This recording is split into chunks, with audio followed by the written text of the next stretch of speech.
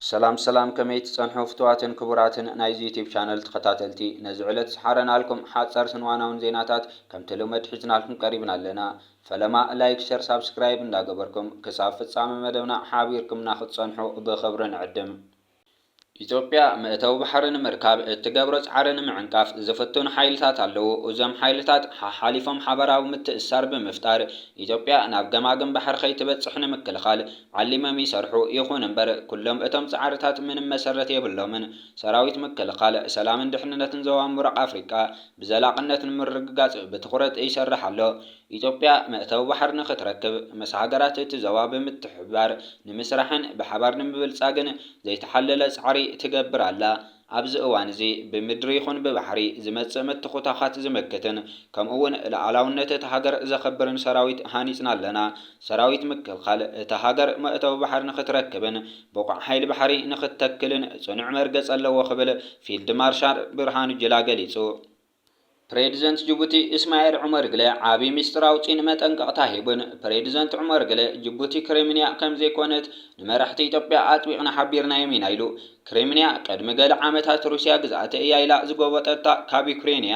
ፕሬዚደንት እስማኤል ዑመር ግለ ንህልው ኩነታት ሃገሩ ምስ ኢትዮጵያን ኢማራት ዓረብን ኣመልኪቱ ምስ መጽሔት ጆይን አፍሪካ ኣብ ዝገበሮ ቃለ መጠይቕ ኢትዮጵያ ልኣላውነት ሃገር ኣኽቢራ ብወደብ ዓሰብ ብወደብ በርበራ ብወደብ ጅቡቲ መቃድሾን ክትጥቀም እንዳኸኣለት እንከላ ብጉልባብ መስኮት ባሕሪ ጎበጣ ንምክያድ እትሕልኖ ዘላ ጸደፍደፍ ኣጥቢቐ ዝኹንኖ ጅቡቲ ክሪሚንያ ከም ዘይኮነት ንሰመዚ ኢትዮጵያ ኣነጺርና ነጊርና የሚና ኢሉ እታ መጽሔት ንፕሬዚደንት እስማኤል ዑመር ግለ ደሴት ታጅራ ኢትዮጵያ ክትጥቀመሉ እማመ ኣቕሪብኩምላ ነይርኩም እዚ ጉዳይ ኣበይ በፂሒላ ሓቲታቶ ነይራ ንሱ እውን እወ ንሕና ክንቅበሎ ዘይንኽእል ተሓንጊጡ ዝመጸ ልኡኽ ሰዲዳትና ኣብ ክንድን ሓበራዊ ዕቤትን ምዕባለን ዝጠልብ ስቢላዊ መዓላ ክሳብ ንወታደራዊ መዓላ ዘገልግል ምድኻን ሓይሊ ባሕሪ ዝኸይድ ክብል መሊሱ ንምትእስታው ኢማራት ዓረብ ኣብ ዞባና መልኪቱ ኣብ ዝሃቦ ሓበሬታ ኢማራት ዓረብ ነቲ ኾነ ኢሉ ክርምሰና ዝመጸ ኣብ ምህናፅ ወደባት ዝነጥፍ ኩባንያ ዲፕሌይ ወርልድ እሺልና ክንቅበሎ ስለ ዘይከኣልና ንሃገርናን ንሃገራት ህዝቢ ዞባ ንምህዋኽ ኣበርቲዓ ትሰርሕ ኣላ ኢሉ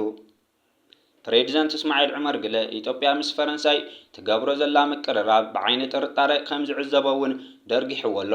ገለገለ ዘይተጻረዩ ሓበሬታታት ከም ዝሕብርዎ ዘለዉ ምስ መራሒ ፈረንሳይ ኢማኑኤል ማክሮን ተሓባቢሩ ኣብ መንጎ ራስ ድሜራን ጅቡቲን ዘሎ መስኮት ባሕሪ ክሕዝ ከም ዝፍትን ይሕበር ኣሎ እዚ ዜና ንልኣላውነት ጅቡቲ ዝደፍር ብምዃኑ ኣየቕስነናን ዘሎ ክብል ወሲኹ ገሊጹ እስራኤል ኣብ ልዕሊ ማእኸላት መፍረይ ኒኩሌራዊ ኣጽዋራት ኢራን ከቢድ መጥቃዕቲ ከም ዝጀመረት ኣፍሊጣ ቀዳማይ ሚኒስተር እስራኤል ቤንያሚን ኔታንያሁ ሕዚ ኣብ ዝሃበ መግለጺ ኣብ ልዕሊ ፕሮግራም ኒኩሌር ኢራን መጥቃዕቲ ከም ዝጀመረት ገሊጾም ቀዳማይ ሚኒስተር እስራኤል ቤንያሚን ኔታንያሁ መጥቃዕቲ እስራኤል ኣብ ሕምብርቲ መደብ ምህብታብ ኒኩሌር ኢራን ወቂዑ ኢሉ ዛጊዱ እውን ኣብ ዝተፈላለዩ ከባቢታት እቲ ሃገር ፍንጃራታት ነታዊ ከም ዝተሰምዐን ተሓቢሩ እስራኤል ኣብታ ካብ ርእሰ ከተማ ኢራን ቴህራን ንደቡብ ኣስታት 225 ኪሎ ሜትር ርሒቓ ኣብ እትርከብ ከተማ ናታንዝ ኢራን እትርከብ ቀንዲ መማዕባሊ ኒኩሌራዊ ኣጽዋራት መሳለጣ ኢራን ከም ዝሃረመት ኔታንያሁ ገሊጹ እስራኤል ኣብ ቦምባ ኢራን ዝሰርሑ ኢራናውያን ሳይንቲስት ዒላማ ከም ዝገበረት እውን ኔታንያሁ ገሊጹ እቲ ብእስራኤል ዝተጀመረ መጥቃዕቲ ክሳብ ዝድለ መዓልትታት ክቕጽል ይኽብል ኔታንያሁ ወሲኹ ገሊጹ በቲ ኣብ ለይቲ ሰዓታት ዝተጀመረ መጥቃዕቲ ላዕለዎት ተመራመርቲ ኒኩሌር ኢራን ሓዊሱ ላዕለዎት ወታደራዊ ሰበስልጣንን ክቕተሉ ተኽእሎ ንዓበየ ይኸይድ ኣሎ ይብል ምምሕዳር ኔታንያሁ ዶክተር ፕራቲክ ጆሺ ንዝሓለፉ 6 ዓመታት ኣብ ለንደን ይነብር ነይሩ ንኣብ ህንዲ ዝቕመጡ በዓልቲ ቤቱ ምስ ደቁ ናብ ዘለዎ ከም ጸምዩ ሕልሚ ነይሩ ድሕሪ ክንደይ ሕልሙ ሰሚሩሉ ቅድሚ 2 መዓልቲ በዓልቲ ቤቱ ዶክተር ኮሚቢያስ ንሳ እውን በዓል ሞያ ሕክምና ኮይና ኣብ ህንዲ ካብ ዝነበራ ስራሓት ሰናቢታ ኩላ ሳሊጡ 5 ብተስፋን ፍናንን ደቀም ሒዞም ካብ ህንዲ ናብ ለንደን ክወስዶም እዩ ኣብ ነፋሪት ምስ ደየቡ ብዝሕዝን ሓደጋ ከዓ ኩሎም ብሓንሳብ ሜቶም ኣብ ውሽጢ ሒደት ደቃይቕ ናይ ዕድመ ምሉእ ሕልሚ ናብ ሓምኩስቲ ተቐይሩ ኣረሜናዊ መዘኻኸሪ ህይወት ብዘስካሕክሕ መንገዲ ስብርባርያ ኩሉ እተሃንጾ ኩሉ ተስፋ ትገብረሉ ኩሉ እትፈትዎ ኩሉ ኣብ ጠልጠልዩ ስለዚ እናኸኣልካ ነበር ኣፍቅር ሓጎስ ጽባሕ ክጅምር ኣይትጸበ እስራኤል ኒኩሌራዊ ፀዓት ኢራን ተጥቅዓላ እስራኤል ኣብ ልዕሊ ርእሰ ከተማ ኢራን ቴህራን መጥቃዕቲ ከም ዝፈጸመት ዝተፈላለያ ማዕኸናት ዜና ዓለም ይገልጻ ኣለዋ። እስራኤል ኣብቲ መጥቃዕቲ ንላዕለዎት ወታደራዊ መራሕቲ ኢራን ከም ዘጥቅዐት እቲ ዝወፀ ዜና ይሕብር። ዛጊድ ክሳብ ሕጂ ንሓላፊ ጀነራል ስታፍ ኢራን ሜጀር ጀነራል መሐመድ ባጋሪ ዋና ኣዛዚ ኣይአርጂሲ ሑሴን ሰላሚን ኣዛዚ ሓይልታት ኣየርን ስፔስን ኣይአርጂሲ ኣሚር ዓሊ ሓጂ ዛደን እውን ዕላማ ከም ዝገበረት ይንገር ኣሎ። መልሲ ኢራን ንመጥቃዕቲ እስራኤል እንታይ ክኾን እዩ ዝብል ድማ መዘራረቢ ኮይኑ ኣሎ። ብተመሳሳሊ ዜና ኣዛዚ ማእኸላይ ዋና ቤት ጽሕፈት ካታም ኣልኣንቢያ ጀነራል ስታፍ ኢራን ሜጀር ጀነራል ጎላም ኣሊ ራሽድ ሎሚ ምሸት ኣብ ልዕሊ ቴህራን ኣብ ዝተኻየደ መጥቃዕቲ ከም ዝተቐተለ ተረጋጊጹ። ኢራናዊ ሳይንቲስት ኒኩሌርን ፕሬዚደንት ዩኒቨርሲቲ እስላማዊ ኣዛድን ዶክተር መሐመድ ማህዲ ቴህራን ችውን ብእስራኤል በቲ ናይ ሎሚ ምሸት መጥቃዕቲ ከም ዝተቐተለ ይንገር ኣሎ። ምዕባለታት ማእኸላይ ምብራቕ ማዕኸናት ዜና ኢራን ሎሚ ምሸት ድሕሪ እቲ እስራኤል ኣብ ልዕሊ ኢራን ዝፈነወቶ መጥቃዕቲ ሰበስልጣን ኢራን ብወግዒ ኩናት ኣብ ልዕሊ እስራኤል ክእውጁ ምዃኖም ይሕብር ኣለዋ።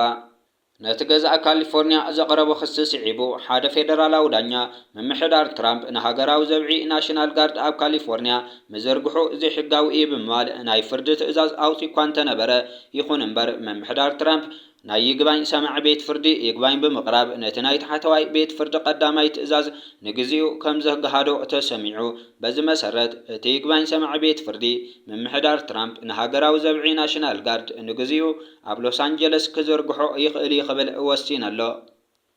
እዚ ናይ ቤት ፍርዲ ክርክር እዚ ዝጀመረ ገዛእ ካሊፎርኒያ ጋዊን ኒውሶም ነቲ ፕሬዚደንት ትራምፕ ኣብ ልዕሊ ስደተኛታት ብዝጀመርዎ ወፍሪ ምህዳን ስዒቡ ብዝተለዓለ ወጥሪ ምኽንያት ሓለዋ ሃገራዊ ዘብዒ ናይ ግዝኣት ብዘይፍቃዶም ናብ ፌደራላዊ ኣገልግሎት ምዝውዋር ብምቅዋሞም ኣብ ቤት ፍርዲ ክሲ ድሕሪ ምቕራቦም እዩ። እቲ ይግባኝ ሰምዓ ቤት ፍርዲ ዘውፅኦ ውሳነ ግዝያዊ ምግሃድ እቲ ጉዳይ ብምሉእ ኣብ ቤት ፍርዲ ክሳብ ዝረአ ምምሕዳር ትራምፕ ነቶም ወታደራት ኣብ ሎስ አንጀለስ ከጽንሖም ዘኽእል እዩ።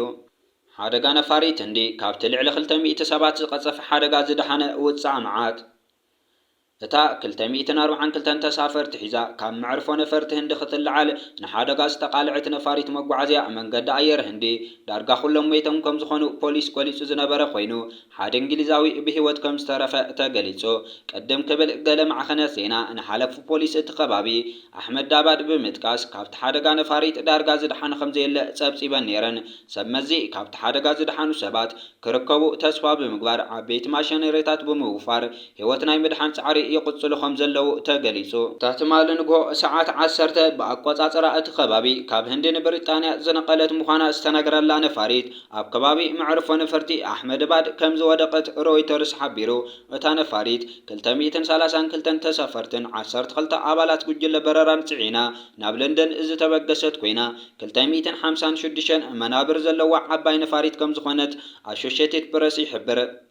እታ በረራ ቁጽሪ AI 171 ዝሓዘት ቦይንግ 787-8 ድሪም ላይነር ዝዓይነታ ነፋሪት ሓፍ ምስ በለት ነዊሕ ከይኸደት ኣብ መንበሪ ኣባይቲ መንበሪ ሓኻይም ከም ዝወደቐት ዝተፈላለዩ ኣብ ማሕበራዊ መራኸቢታት ዝተዘርግሑ ኣሳእሊ የመልክቱ። ፍላይት ራዳር 24 ዝተባህለ ኣንፈትን ሃለዋትን ነፈርቲ ዝነግር መርበብ ሓበሬታ ከም ዘመልከቶ እታ ነፋሪት መስመር ኣሕመድባድ ለንደን ንመወዳእታ ግዜ ሓበሬታ ዝሃበትሉ ድማ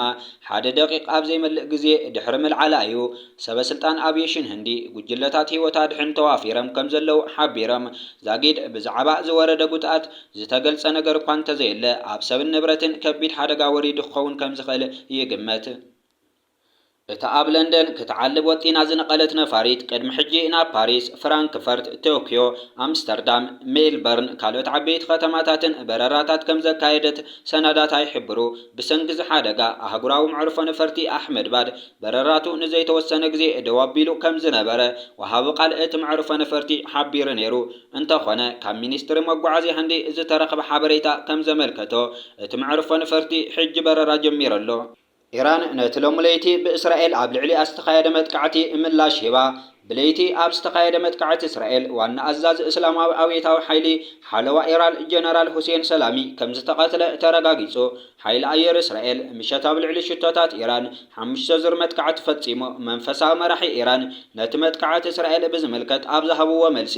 እስራኤል መንበሪ ከባቢታት ብምውቃዕ ካብ ዝኾነ እዋን ንላዕሊ እኩይ ባህሪኣ ኣርእያ ኣላ ኢሎም ኣያቶላ አሊ ካሚኒ እቲ ጸላኢ ከቢድ መቕጻዕቲ ክጽበ ከም ዘለዎ ኣጠንቂቖም ኢራን ኣብቲ መጥቃዕቲ ኢድ ኣሜሪካ ከም ዘለዎ እንተበለት እኳ ኣሜሪካ ግና ነቲ ክሲ ነጺጋቶ እምበኣርከስ ነዚ ዕለት ዝሓረናልኩም ሓጸርትን ዋናውን ሓበሬታታት ነዞም ዝተኸታተልኩሞም ይመስሉ ነይሮም። ቀጻሊ ብኻልኦት ሓበሬታታት ክሳብ ንራኸብ ሰሰናዩ።